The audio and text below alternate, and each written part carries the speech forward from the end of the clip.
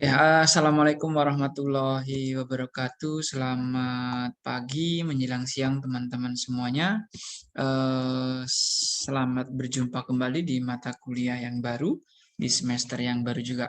Harapannya dengan semester yang baru ini bisa lebih semangat ya, karena memang tinggal satu langkah lagi untuk menuju atau mendapatkan gelar sarjana.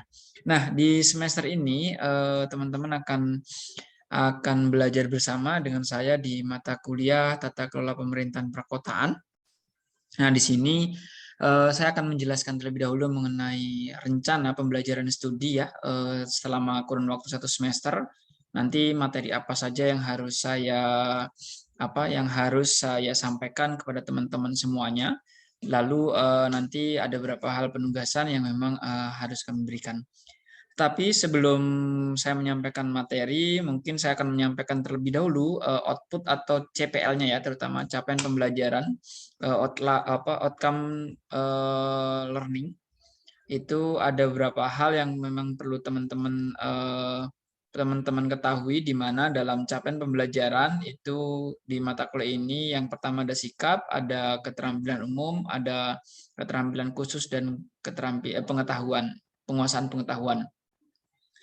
Nah, dari CPL yang telah ada ini, terutama untuk pengetahuan atau penguasaan pengetahuan, teman-teman diharapkan mampu menerapkan pemikiran yang logis, kritis, dan analitis ya, termasuk sistematis dan inovatif dalam konteks pengembangan atau implementasi ilmu pengetahuan dan teknologi. Nah, ini akan kami turunkan ke dalam CPMK. Apa itu CPMK? CPMK adalah capaian pembelajaran mata kuliah, di mana di sini ada 6 ya. Yang pertama itu mungkin bisa diabaikan sebentar saja karena memang itu menurut saya ya penting, tetapi tidak menjadi CPMK yang pokok. CPMK yang pokok itu dimulai dari nomor 2 sampai dengan nomor 7, di mana mahasiswa mampu menjelaskan mengenai sejarah atau histori dari perkotaan di Indonesia. Lalu ada mahasiswa mampu menjelaskan tentang konsep dan teori tata kelola pemerintahan perkotaan, sampai dengan mahasiswa mampu menganalisis tentang tantangan dan masa depan tata kelola pemerintahan perkotaan. Ini yang perlu teman-teman capai dalam mata kuliah tata kelola pemerintahan perkotaan. Nah, menginjak di pertemuan pertama itu yang jelas pertemuan pertama pasti mengenai kontrak kuliah ya teman-teman semuanya, di mana tata kelola pemerintahan perkotaan ini kita berbeda dengan teman-teman yang berada di perencanaan perkotaan, yang mata kuliahnya adalah perencanaan perkotaan, agak berbeda. Kita lebih banyak menyoroti mengenai policy atau kebijakan ataupun kaitannya dengan kebijakan dari legislatif maupun kebijakan dari eksekutif. Selain itu juga mengenai dampak dari tata kelola pemerintahan perkotaan atau policy tersebut. Nah, ini apa bagi bagi masyarakat? Karena kalau kita lihat banyak sekali ya permasalahan-permasalahan terjadi yang ada di kota-kota besar. Salah satunya adalah mengenai kemacetan, lalu permukiman kumuh, misalkan, lalu pengangguran dan lain sebagainya. Nah, di pertemuan kedua, teman-teman semuanya akan kita bahas mengenai histori atau sejarah dari perkotaan di Indonesia maupun di dunia. Jadi nanti ada beberapa sejarah yang memang bisa kita tampilkan, bahwasanya di situ memang sejarah ini sejarah yang kaitannya dengan sejarah yang kaitannya dengan sejarah perkotaan di Indonesia seperti apa, dari mulai Hindia Belanda sampai dengan sejarah perkotaan di dunia. Mungkin kota-kota di dunia yang pertama kali mengadopsi perkotaan atau mempunyai perkotaan. Lalu ketiga, apa saja konsep perkotaan. Nah, ini mengenai konsep perkotaan. Di situ ada model dan konsepnya ya.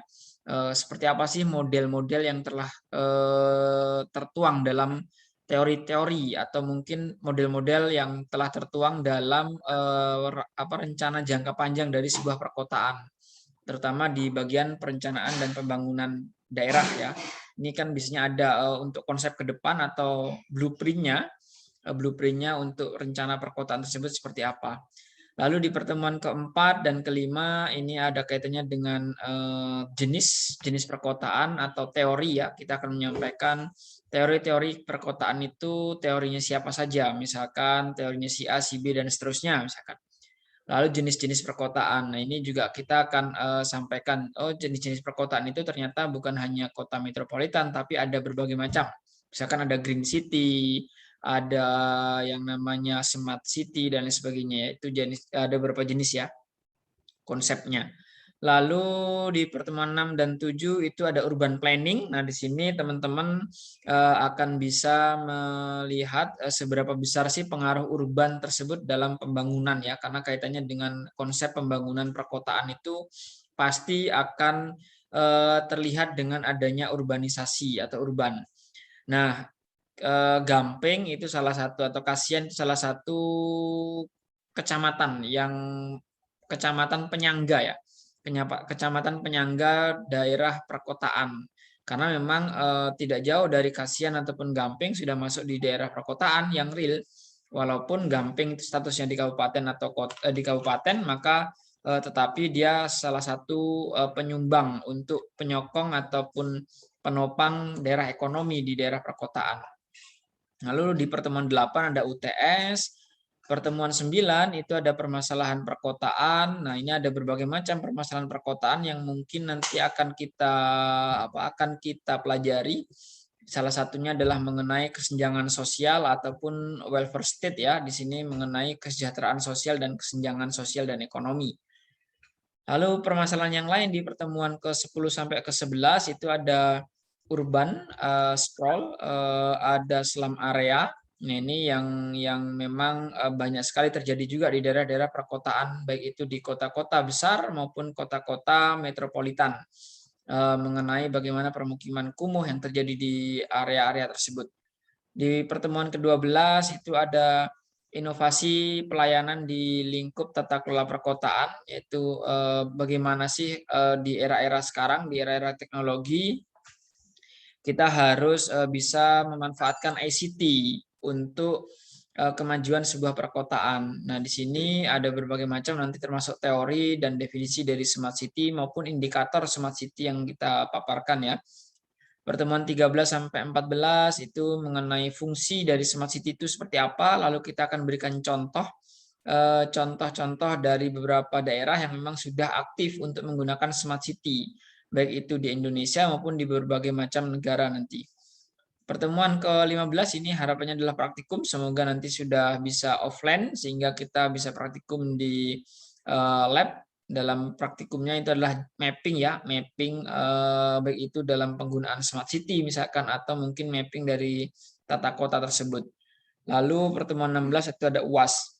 Nah, ini teman-teman semuanya untuk materi yang akan diajarkan dalam kurun waktu 1 semester ke depan.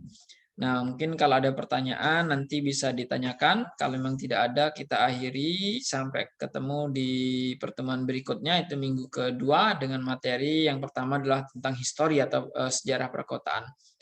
Mungkin itu saja dari saya mengenai RPS ya, atau silabus mata kuliah tata kelola perkotaan yang memang saya desain dengan beberapa CPL maupun CPMK, sehingga harapannya teman-teman ketika mengambil mata kuliah ini bisa atau mampu sesuai dengan CPMK yang telah dituliskan tadi. Akhirul kalam, wabillahi taufiq, wassalamualaikum warahmatullahi wabarakatuh.